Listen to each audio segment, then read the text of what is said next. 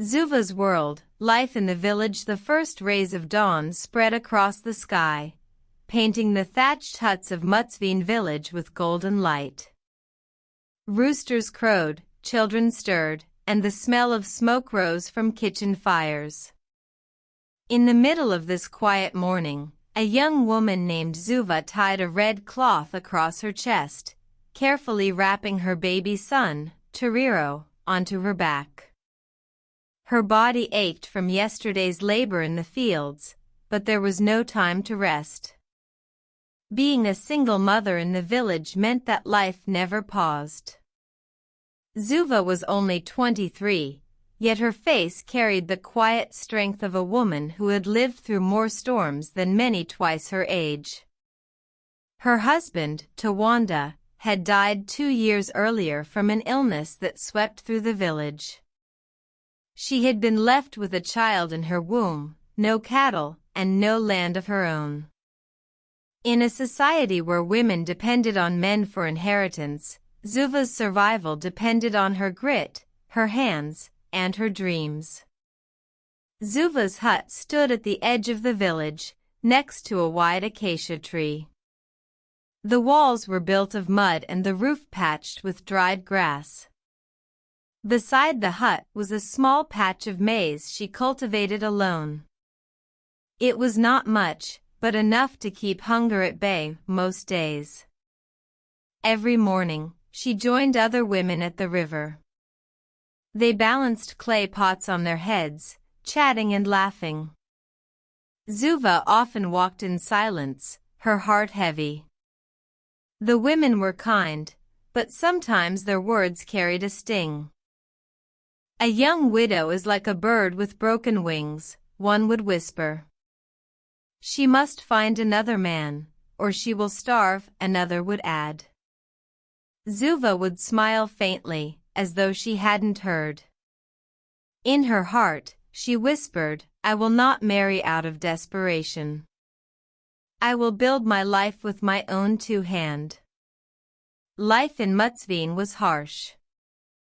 Droughts often burned the fields, leaving the soil cracked and thirsty. During harvest seasons, men sold the best produce in town while women kept the smaller portions for their families. Without Tawanda, Zuva had no bargaining power. Some relatives tried to claim her small field, arguing she had no right to it. She fought back with dignity, standing before the village council. "This land may be small, but it feeds my child," she told them.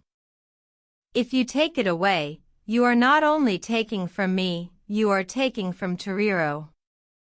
Her courage silenced them. The council allowed her to keep the land, though whispers of envy followed her. But beyond land, there was hunger, loneliness, and the quiet nights when the weight of grief pressed on her chest.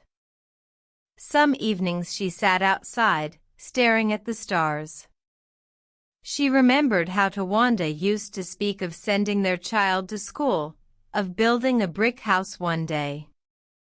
Now those dreams rested on her shoulders alone. Toriro was the fire that kept Zuva alive. His name meant hope, and indeed, he was her light in the darkest nights. Though he was small, with wide curious eyes and a laugh that melted her heart, he gave her strength. She often sang to him while working in the fields. "Sleep, my little bird, while your mother tills the land.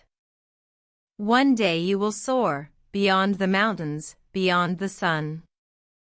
Her dream was simple but powerful, to educate Toriro.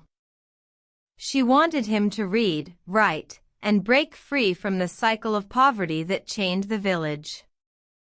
But to send him to school required money she did not have. One day, Zuva decided to walk to the nearby town to sell vegetables.